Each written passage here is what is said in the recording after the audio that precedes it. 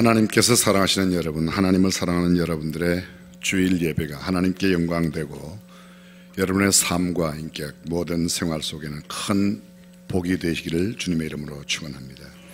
오늘 민수기 11장 1절 이하 말씀을 중심으로 광야에서 승리하려면, 이런 제목으로 말씀을 나누고자 합니다.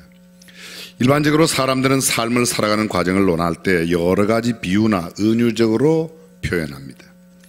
인생을 일장춘몽이라고 말하고 하룻밤 경점이다, 석양의 그림자와 같다, 물거품 같다, 연기 같은 것이 인생이다, 배틀의 북처럼 쉬 지나가는 것이 인생이라고, 잠깐 보이다가 사라지는 안개나 구름 같은 인생, 나그네와 행인 같은 인생, 일순간에 지나가는 인생, 순식간에 지나가는 별 한 비가 지나가는 인생, 허공에 날아가는 비누방울 같은 인생, 초로 인생, 풀초자 이슬로자, 풀잎 끝에 이슬처럼 해만 떠오르면 쉬 말라버리는 것이 인생이라.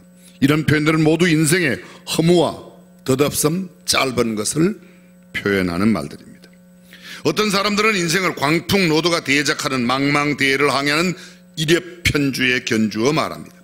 또 다른 사람들은 인생이란 맹수와 독벌레가 우글거리는 거칠고 황량한 광야나 험산 줄령의 악산을 등반하는 것으로 설명하기도 합니다.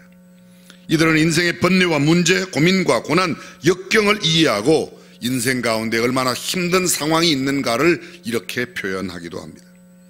광음 같은 인생, 쏜살 같은 인생, 시위를 떠난 화살같이 빠르게 지나가는 인생, 우리의 연수가 70이요 강건하면 80이라도 그 연수의 자랑은 수고와 슬픔뿐이요 신속기간이 우리가 날아간다고 하는 모세의 기도문처럼 인생은 참 짧게, 쉽게, 빠르게 지나가는 겁니다. 모두가 옳은 말씀입니다. 일리가 있고 설득력이 있습니다. 하나님의 말씀인 성경도 인생에 대한 이런 표현들을 그대로 다 용인하고 있습니다. 특별히 성경은 우리의 인생살이를 광야의 삶으로 이야기합니다. 인생을 광야에 비유해 말씀할 때 일반적인 광야도 있지만 구체적인 지명과 그 광야의 이름이 성경에도 여러 번 나타납니다. 여러분이 아마 한 번쯤은 들어보셨을, 아니 익숙하게 알고 계시는 신의 광야를 비롯해서 바란 광야, 홍해 광야, 에담 광야, 신 광야, 그 이외에도 많은 광야들이 나타납니다.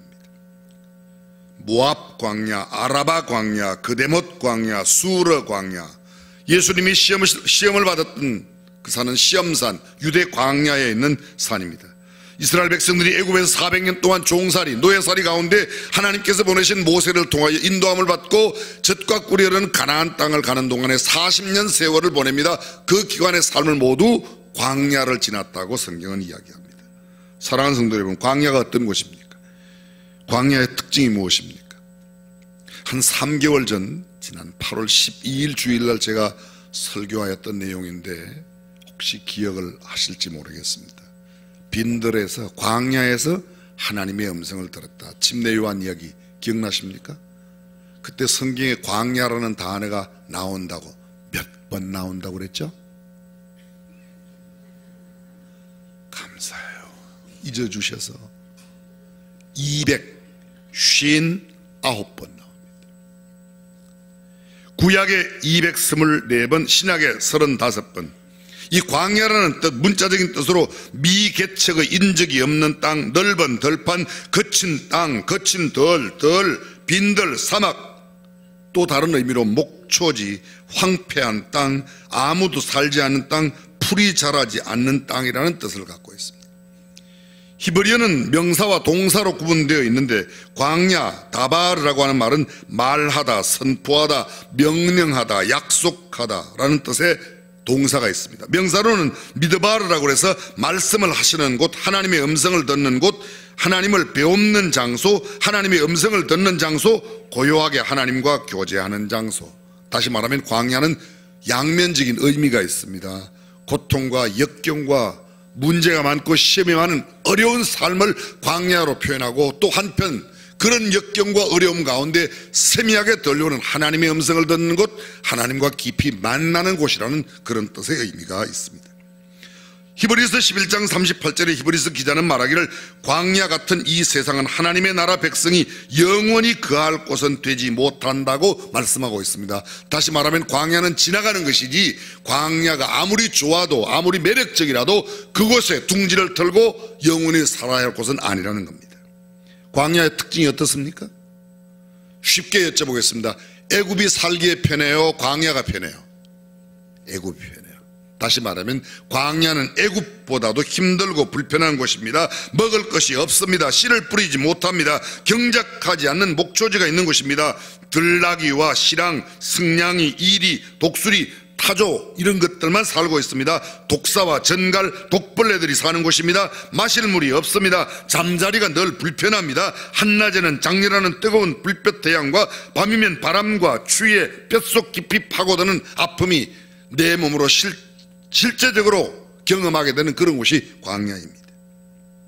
때로는 들깨와 승냥이, 전갈과 독사가 공격을 해오는 곳입니다. 죽음의 그림자가 항시 드리워져 있어 삶과 죽음 사이가 그리 멀지 않다는 것을 언제든지 느낄 수 있는 곳, 그곳이 바로 광야입니다.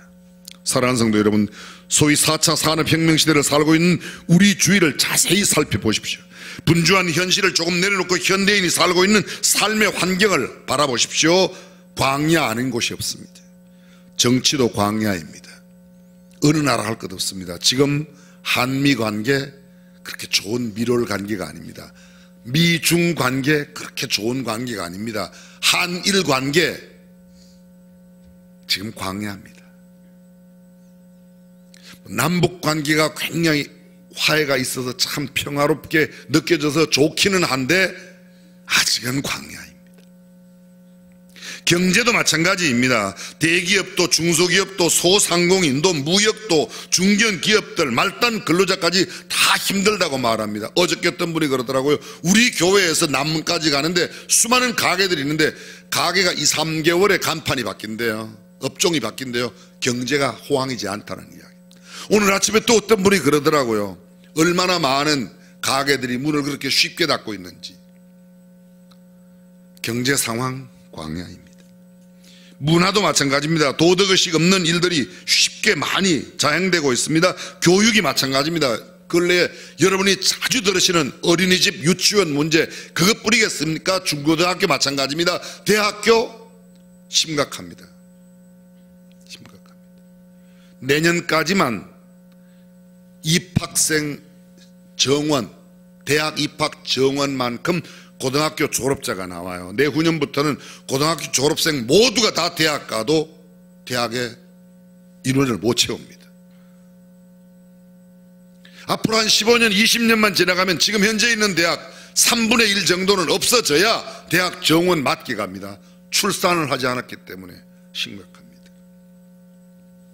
사회의 구석구석 예술계도 역시 마찬가지입니다. 어느 한 곳 광야 아닌 곳이 없습니다. 세상살이가 얼마나 각박하고 거칠고 투박하고 힘든지 모르겠습니다. 나라에서 결정하는 모든 결정사항도 그렇게 쉽게 녹록지 않습니다. 여러분 근래에 가장 이슈가 되고 있는 지금 어제 그저께 청와대 계속 들끓고 있는 내용이 뭔가 하면 양심적 병역 거부, 종교를 빙자한 종교에 근거한 여호와 증인은 이단입니다. 여기 여호와 증인 계시면 빨리 회개하고 돌아오세요. 여호와 증인 이단이에요. 정부를 사단의 하수인으로 보고 있는 겁니다. 양심적 병역 거부, 얼마나 이름이 양심적. 그럼 군대 가는 사람은 다 양심 없는 사람입니까? 무슨 말을 그따위로 합니까? 신앙에 근거한 양심적 병역 거부, 국민에게 가장 기본적인 의무가 뭐예요? 납세의 의무, 병역의 의무, 교육의 의무, 의무예요. 의무. 나는 양심적으로 세금을 못 내겠다. 앞으로 안 내게 할 겁니까? 난 양심적으로 내가 세금 내는 것보다 딴 데 내는 게 많으니까 난 양심적으로 못 내겠다. 그러면 그것도 면제해 줘야 될 거 아니에요. 그렇죠? 무슨 소리인지 못 알아들어요 지금? 군대 가는 사람은 양심이 없어 갑니까 그럼? 날 때부터 장애인이어서 내가 지금 질병 때문에 못 가는 사람을 제가 의무사항에 대한민국의 땅에 사는 대한민국 백성은 반드시 의무사항으로 하게 되어 있는 겁니다. 의무를 안 하면 이 땅에 살 만한 자격이 없는 거예요. 왜 아멘 안 해요? 여러분도 다 양심적으로 앞으로 거부할 거예요? 이거 정신 바짝 차려야 돼요. 그렇습니다. 양심이란 말은 굉장히 높이 평가해요. 양심을 인정해 준다. 그건 정말 귀한 일입니다. 양심도 인정한다면 대한민국 사람으로 대한민국에서 살아가는 동안에 의무도 감당하고 있어야지. 아멘 해봐요 좀. 정말 답답해져요 저는. 여러분들 때문에 그분이 눈치 보고 판결을 그렇게 내렸는지 모르지만 저는 법원의 대법원의 판결을 굉장히 존중히 여깁니다. 이건 정말 문제예요. 지금 난리예요. 나라가 결정하는 일들이 광야 같은 결정을 하고 있어요. 가끔 나무 그늘과 샘이 있어 쉬는 듯 목을 축이는 듯 하지만 또다시 목마름의 머릿바가 계속 다가오는 것이 광야입니다. 배고픔과 사막에 내리쪼이는 태양열, 가슴까지 시리게 만드는 차가운 밤바람, 차가운 이슬을 어찌해야 할지 모르겠습니다. 거칠고 휘몰아쳐오는 모래폭풍과 날아갈 듯 들이닥치는 온갖 상황을 어떻게 살아가야 하는지 모르겠습니다. 변화무쌍한 이 광야에서 승리하는 삶의 비결은 도대체 없는가? 어떻게 사는 것이 지혜롭고 슬기롭게 사는 것인가? 예습도 복습도 할 수 없는 단 한 번뿐인 인생, 이 광야 같은 삶을 살아가며 어떻게 하면 실패와 좌절 없이 살아갈 수 있는가? 참된 승리의 비결은 무엇인가? 도대체 어떻게 살아야, 무엇을 위해 살아야, 삶의 순위를 어디에 두고 살아야 아름답고 의미 있고 하나님께 인정받는 삶을 살아갈 수 있는가? 승리하는 광야 생활의 비결을 오늘 말씀 가운데 함께 생각해 보고자 합니다. 첫 번째, 광야 생활을 승리하려면 애굽을 떠나야 합니다. 무슨 뜻입니까? 지금 광야에 있다면 이미 애굽에서 나왔으니까 광야에 있는 건 아닙니까? 맞습니다. 몸은 광야에 와 있는데 우리의 마음과 생각이 아직도 애굽에 있는 사람이 많습니다.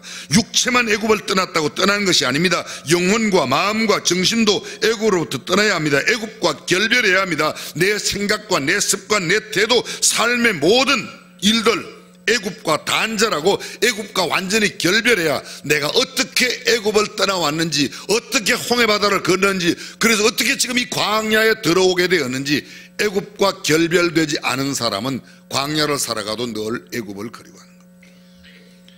오늘 성경 5절과 6절 본문을 보십시오. 우리가 애굽에 있을 때에는 값 없이 생선과 외와 수박과 부추와 파와 마늘을 먹은 것이 생각나거늘 이제는 우리 정력이 쇠약하되 이 만나 외에는 보이는 것이 아무것도 없도다. 그들은 애굽에 있을 때를 그리워합니다. 왜 애굽을 그리워합니까? 그들은 애굽에 있을 때 먹은 것을 생각합니다. 애굽에 있을 때 값 없이 공짜로 먹은 것을 좋아합니다. 언어가 생각을 만들고 생각이 삶을 만듭니다. 그들이 애굽을 그리워하는 생각이 광야에서 불평과 원망을 만들어냈습니다. 왜 그들이 이토록 애굽을 그리워합니까?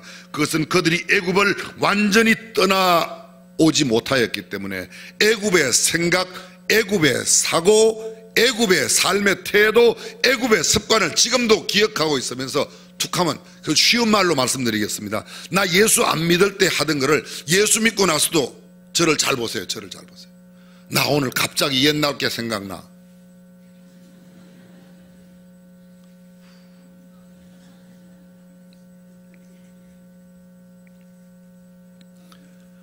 윤 장로님한테 잘 통역해드렸어요? 예. 과거의 것을 자꾸 그리워하는 겁니다. 완전히 끊어내지 못했기 때문에, 완전히 결별하지 못하였기 때문입니다. 그렇습니다. 애굽을 단절해야만 광야 생활을 이겨낼 수 있습니다. 세상에 많은 결혼 생활이 행복하지 못한 이유가 있습니다. 왜냐하면 부모로부터 독립하지 못했어요. 최초의 가정 아담과 하와의 가정을 주례하신 하나님께서 주례사를 이렇게 말씀하세요. 이러므로 사람이 그 부모를 떠나 그 아내와 연합하여 둘이 한 몸을 이룰지로다. 이러므로 사람이 그 부모를 떠나, 결혼은 부모로부터 독립하는 겁니다. 몸만 독립하는 게 아니라 마음과 정신과 생각, 경제력도. 근데 부모가 가진 게 많이 있으니까 그것 어떻게 하면 물려받아, 거기에 매여 있어서 그 눈치 보느라고 내 결혼 생활을 제대로 못하는 겁니다. 독립해야지 돼요. 그렇다고 부모님을 공경하지 말아라, 부모님께 공격해라, 그런 말이 아닙니다. 부모님은 공경의 대상이고 부모님은 순종의 대상이에요. 내 부모의 말을 순종하고 복종해야 합니다. 그러나 내가 내 결혼 생활을 위해서는 부모로부터 떠나야 할 삶을 떠나야 되는데 그걸 떠나버리지 못합니다. 부모님도 떠나버리지 못하고 아들들도 부모로부터 떠나오지 못하니까 늘 거기에 매여 있으니까 결혼의 삶이 불행하고 불평과 불만으로 점철됩니다. 사랑하는 성도 여러분, 승리로운 신앙생활을 원하십니까? 멋지고 근사하고 아름답고 행복한 그리스도인의 삶을 원하십니까? 예수 믿기 전 애굽의 삶을 과감하게 끊어버리십시오. 예전의 삶을 그리워하지 마십시오. 때로 생각이 날지 모르겠습니다. 힘들고 어려운 광야 생활에 너무 지치고 피곤하면 가끔 옛날 게 생각날 수 있습니다. 옛날에 그리던 한 잔이 또 저녁 생각날지도 모르겠습니다. 그러나 단호히 결별하고 거절하고 잘라낼 때 승리하는 삶을 살아갈 줄로 믿습니다. 그렇습니다. 홍해바다를 어떻게 건너왔는지, 하나님께서 나를 어떻게 인도하셨는지, 오늘 어떤 구원으로 하나님이 나를 축복하시며 내 앞날을 선도해 가시는지를 바라보면 알 수 있습니다. 보십시오. 성경은 값 없이 먹었던 애굽의 생선 외에 수박, 부추, 파, 마늘을 생각하고 있습니다. 그리고 말합니다. 이제 우리의 정력이 쇠하도다. 광야 생활에 무슨 정력이 그렇게 많이 필요해서 정력이 쇠하다고 합니다. 더구나 그들이 이렇게 말합니다. 만나 외에는 보이는 것이 아무것도 없도다. 만나를 불평하는. 뒤에 말씀드리겠습니다. 민수기 11장 18절이야. 또 백성에게 이르기를 너희 몸을 거룩히 하여 내일 고기 먹기를 기다리라. 너희가 울며 이르기를 누가 우리에게 고기를 주어 먹게 할고 애굽에 있을 때가 우리에게 재미있었도다 하는 말이 여호와께 들렸으므로 여호와께서 너희에게 고기를 주어 먹게 하실 것이라. 하루나 이틀이나 닷새나 열흘이나 20일만 먹을 뿐 아니라 코에서 넘쳐서 싫어하기까지 1개월간을 먹게 하시리니 이는 너희가 너희 중에 거하시는 여호와를 멸시하고 그 앞에서 울며 이르기를 우리가 어찌하여 애굽에서 나왔던고 함이라. 애굽을 그리워하는 겁니다. 애굽에는 우리가 고기가 막 곁에 있었었는데, 애굽에는 고기를 많이 먹었는데 여기 광야에는 만나밖에 없구나. 왜 이렇게 고기가 없냐? 하나님께서 그걸 불평하는 이야기를 듣고 그래 고기 주마. 그래서 메추라기를 보냅니다. 메추라기가 얼마나 왔죠? 그 다음 말씀드리지만 여러분 성경에도 다 나와요. 메추라기가 얼마나 많이 떨어졌는가 하면 이스라엘 진 사면 하룻길을 걸어갈 만큼 2규빗 두께로 메추라기가 떨어졌어요. 한 규빗이 여기서 여기까지 약 45cm예요. 2규빗이면 90cm 두께로 메추라기가 90cm 두께의 메추라기로 포장된 길을 걸어가야 털컥 내려가야 맨 땅이 나오는 겁니다. 무슨 소리인지 알아들으세요? 일단 바깥에 나가면 90cm 계단을 딛고 올라가서 메추라기로 90cm 두께로 진 사면 다 메추라기가 그만큼 떨어진 거예요.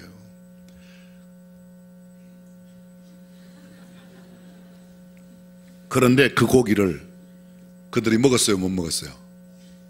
먹었어요? 못 먹었어요? 성경이 이렇게 말합니다. 그 고기를 요리를 해서 그들이 먹으려고 입에 넣었습니다. 성경이 이렇게 말해요. 잘 들어보세요. 고기가 아직 이 사이에 있을 때에 여호와께서 그들을 치심으로, 잘 들어보세요. 고기를 먹으려고 탁 넣었어요. 이 사이에 있다는 말은 이빨과 이빨 사이에 고기를 너무 먹어서 끼인 게 아니고 R&D 윗니 사이에 고기를 넣고 먹으려고 하는데 하나님이 친 거예요. 먹었어요? 못 먹었어요? 못 먹었어요. 아셔야 돼요, 우리가요. 그리고 다른 사람들만 먹은 사람도 있죠. 못 먹은 사람들, 그래서 못 먹었어요. 그 사람들이 어떤 사람들인가 이제 뒤에 나옵니다. 여러분, 왜 이토록 애굽을 잊지 못할까요? 왜 이토록 애굽을 그리워할까요? 왜 정말 애굽이 그들에게 정말 그 애굽이 좋아서 그랬을까요? 애굽에 있었을 때 그들의 노예의 삶이 행복했습니까? 흙 이기기와 벽돌 굽기로 그들의 고된 삶이 어느 것 하나 행복한 게 없었어요. 근데 광야에 나와보니까 광야는 애굽보다 더 힘들어 애굽을 그리워하는 겁니다. 왜 이렇게 애굽을 그리워합니까? 잘 들어보시죠. 문제는 애굽이 좋아서가 아닙니다. 하나님께서 그들에게 보여주신 젖과 꿀이 흐르는 가나안 땅을 보지 못하였기 때문에, 그거를 못 보기 때문에, 미래를 못 보기 때문에, 꿈과 비전이 없기 때문에, 내일의 소망이 없기 때문에 그렇습니다. 오늘 힘들고 어려워도 내일 소망이 있는 사람은, 꿈이 있는 사람은, 비전이 있는 사람은 능히 오늘 고난도 이겨낼 줄로 믿습니다.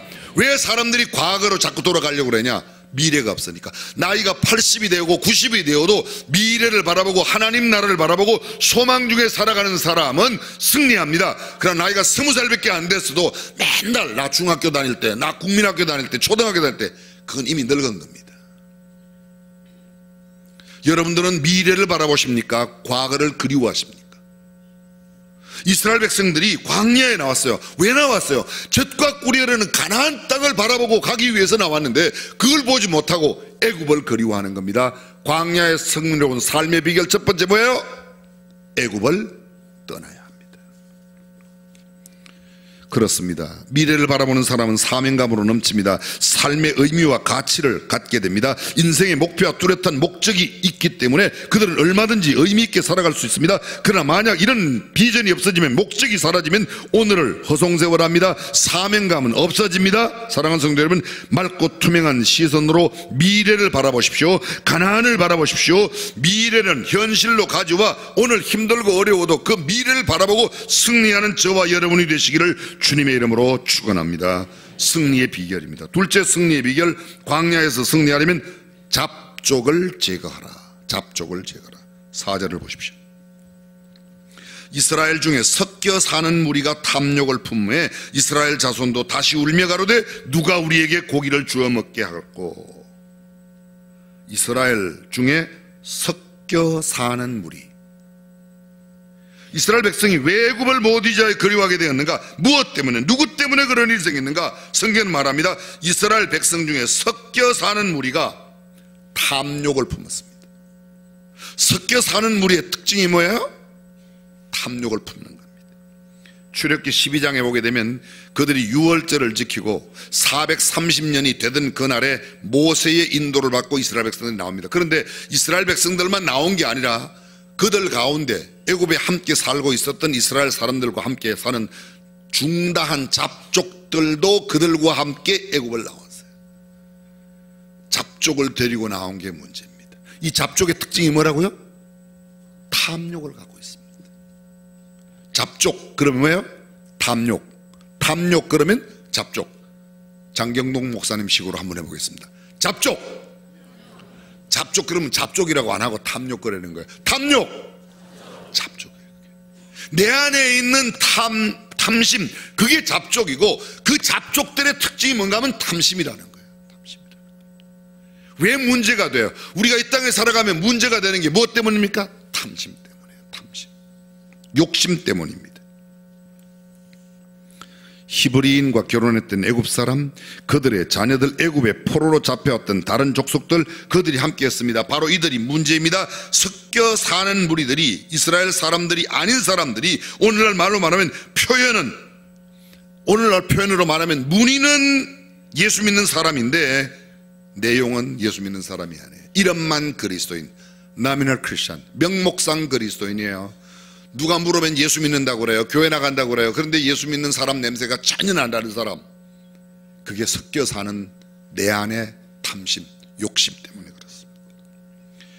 교회는 출석하는데 신앙생활 하지 않습니다. 무리만 성도이지 하등의 삶이나 생각이 예수 그리스도와 상관이 없습니다. 그들의 특징이 바로 탐욕입니다. 탐욕을 품은 섞여 사는 무리가 우리 안에 없어지기 전까지는 광야의 삶은 힘들게 되어 있습니다. 쉽게 말씀드려 보겠습니다. 이 땅에 살아가는 동안에 나를 괴롭히는 건 내 욕심 때문이에요. 2주 전에 일본을 잠깐 다녀왔습니다. 일본 목회자들 한 350명. 일본은 목사님들이 350 모이면 많이 모인 거예요. 순복음 교단에 138명 이튿날은 목사님들 세미나를 제가 이틀 하고 왔습니다. 금방 그것만 마치고 왔습니다. 그곳에 함께 갔던 서울중앙성결교회 한기채 목사님, 아주 목회 잘하시고 인품도 좋으신 목사님이신데요, 그분도 강의를 한 타임 하셨어요. 그분 강의가 제가 너무 큰 도전을 받았어요. 그 대목만 제가 소개해 볼게요.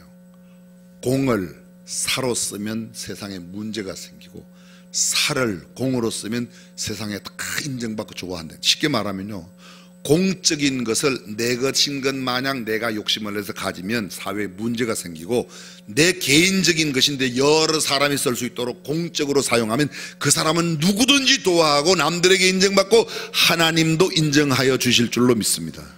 문제는 그거예요. 내 것이 아닌데 내 것으로 삼으려고 하는 마음, 그걸 뭐라고 그러는가? 탐욕, 탐심. 그게 뭐라고요? 잡족이라는 겁니다. 우리 안에 있는 잡족들이 언제나 문제. 이 잡심, 탐욕만 없애면 얼마든지 인간사, 세상사 문제가 없습니다. 모든 범죄의 배후에 무엇이 있습니까? 탐심이 있습니다. 탐욕이 있습니다. 모든 거짓의 이유가 무엇입니까? 모든 싸움의 까닭이 무엇입니까? 탐욕입니다. 욕심 때문입니다. 내가 조금 양보하고 내 개인의 것을 여럿이 쓸 수 있도록 내놓으면 누구든지 칭찬받고 좋아하게 돼 있습니다. 교회가 그래서 좀 손해를 봐야 돼요. 교회가 좀 내놓아야 돼요. 아멘. 예수 믿는 사람들이 더 많이 모아야 돼요. 더 부자가 돼요. 더 높이 올라가야 돼요. 그건 다 무당들도 하는 이야기예요. 다른 종교에도 그런 건 다 있어요. 예수 믿는다는 차이가 무엇입니까? 내가 내 욕심을 내려놓고 내 것도 여러 사람이 쓸 수 있도록 내어놓을 때 아름다운 삶이 이루어질 줄로 믿습니다. 새 사람이 되기로 결심한 새 사람이, 강도가 길을 가다가 금덩이를, 이 세 사람이 다 강도인데 이 세 명의 강도가 길을 가다가 금덩이를 하나 주었어요. 근데 이 세 사람이 함께 강을 타고 건너가게 된 겁니다. 두 사람이 힘을 모아서 한 사람을 물에 빠뜨려 죽였습니다. 왜? 우리들을 위해서. 강을 건너갔습니다. 한 사람이 내가 요 집에 잠깐 들어갔다 올 테니까 너 이 금덩이 잘 지키고 있어라. 그 사람이 집에 음식을 가지러 들어가서 음식을 안 갖고 칼을 가지고 왔어요. 그 사람이 음식 가지러 간다 하는 소리에 이 사람은 앞에 금덩이를 지키고 있던 사람은 저 사람이 갔다 오면 물을 마시라고 물에다가 독약을 탔습니다. 칼을 가지고 온 사람이 그 사람을 찔러 죽였습니다. 너무 목이 말라서 옆에 물 마시고 그 사람도 죽었습니다. 그래서 금덩이만 남았는데 욕심 없는 중앙침례 교인들이 거기에 있었더라면 그게 우리께 되는데 그게 우리도 없었어요. 알아들으시옵나이까? 욕심이 잉태한 적 죄를 낳고 죄가 장성한 적 사망을 낳는 겁니다. 욕심이 세상을 어렵게 만드는 겁니다. 탐욕만 버리면, 욕심만 버리면 광야 같은 세상이 광야가 아니라 아름다운 천국이 되고 아름답고 복된 삶이 될 줄로 믿습니다. 광야를 승리하려면 뭐를 해라? 탐욕을, 잡족을 제거해야 돼. 마지막 세 번째, 광야에서 승리하려면 만나의 감격을 잊지 말아야 합니다. 5절을 보겠습니다. 우리가 애굽에 있을 때에는 값없이 생선과 외와 수박과 부추와 파와 마늘을 먹은 것이 생각나거늘 이제는 우리 정력이 쇠약하되 이 만나 외에는 보이는 것이 아무것도 없도다. 만나 외에는 보이는 것이 없도다. 만나에 대한 불평이 생겼어요. 만나를 오늘날 말로 옮기면 뭐예요? 말씀을 상실해요. 하나님의 말씀에 대한 감격을 잃어버렸습니다. 그것이 문제입니다. 백성이 두루 다니며 그것을 거두어 맷돌에 갈고 절구에 찍고 가마에 삶아 과자를 만드는데 그 맛이 기름 섞은 과자 맛 같았더라. 여러분 잘 들어보십시오. 만나를 처음 그들이 접하게 되었을 때, 광야에 나와 금방 만나를 먹게 되는데 만나를 처음 만났을 때 왜 그 이름을 만나라고 그랬는지 아십니까? 너무 맛이 나서 만나라고 했던 거예요. 맛이 나서 만나요. 사실은 만나라는 히브리의 만나라는 말의 뜻은요, 만디언, 만나의 뜻은요, 이것이 무엇이냐, 먹어보니까 너무 신기해서 이게 뭐야, 와 이게 뭐야. 그걸 좀 쉽게 말씀드리겠습니다. 처음에 예배당에 나왔더니 설교를 들었더니 이야 말씀 기가 막히네. 고명진 목사 처음 왔을 때 이야 말씀이 주옥 같아 멋있어. 요새는 다 시들해졌어. 만나의 감격을 상실하면 광야의 삶이 어려워지는 겁니다. 물론 그럴 수 있습니다. 그때만큼 설교 준비를 덜 해서 설교가 더 매력적이지 않을 수 있습니다. 근데 내가 병들어서 옛날 말씀 똑같은 하나님의 말씀인데 내가 그 맛을 상실해서 내 입맛이 가서 그럴 수도 있다는 걸 생각 안 하십니까? 하나님의 말씀을 들을 때에 처음 만나를 만났던 이스라엘 백성처럼 What is this? 이게 뭐야? 이게 뭐야? 너무 만나고 신기하고, 그래서 그때 그 맛을 뭐라고 그래요? 만나의 맛은, 모양은 같이 같고 만나의 맛은 뭐 같았어요? 꿀 섞은 과자 맛 같았다고 그랬어요. 근데 지금은 뭐라고 그래요? 이 만나 외에는 없네. 아이고, 만나가 기름 섞은 과자. 기름 섞은 과자란 말이 이게 좋은 말이 아니고 원래 뜻은 이런 뜻이에요. 맛동산 찌든 거 있죠. 기름 섞어서 찌든 그 맛이 됐다는 거예요. 감격을 잃어버렸어요. 말씀에 대한 감격을 잃어버렸어요. 사랑하는 성도 여러분, 이 세상, 광야 같은 세상의 승리로운 비결은 하나님의 말씀을 읽으면 주옥 같고 꿀송이 같고 맛이 있고 정말 기쁘고 즐겁고, 할렐루야, 그게 승리로운 삶이에요. 아우, 집사님, 난 요새는 잠이 안 와. 얼른 성경 읽고 그러면 잠 오죠. 성경이 무슨 수면제입니까? 나는 잠이 오다가도 성경만 읽으면, 하나님의 말씀만 들으면 눈이 말똥하고 막 은혜가 넘치고 아멘 할렐루야 기쁘고 즐겁고 이래야 될 텐데, 설교 시간만 되면 탁 잠이 오르고 설교만 끝나면 눈이 말똥말똥 돌아가는 사람 있어요. 그 세상이 어렵게 사는 거예요. 사랑하는 성도 여러분, 하나님의 말씀이 저와 여러분에게 언제나 감격이 되고 감동이 되고 참맛을 주기를 주님의 이름으로 축원합니다. 종교개혁의 가장 중요한 깃발 가운데 하나가 뭐예요? 오직 성경, 졸라 스크립투라, 오직 말씀이에요. 말씀. 하나님의 말씀에 근거한 신앙만이 참된 신앙입니다. 험악한 세상 살아가며, 거칠고 험악한 세상 살아가며 만나의 감격을 늘 갖고 살아가는 저와 여러분이 되시기를 주님의 이름으로 축원합니다. 하나님께서 우리에게 허락하신 이 참된 삶의 비경 세 가지. 첫 번째, 애굽을 떠나라, 애굽을 결별해. 두 번째, 잡족을 제거해. 잡족의 특징이 뭐예요? 욕심이 있어요. 욕심이 있다는 건 내 안에 잡족이 있다는 거예요. 내가 욕심이 많다는 것은 내가 잡족과 함께 사는 겁니다. 세 번째, 만나의 감격을. 기도하겠습니다.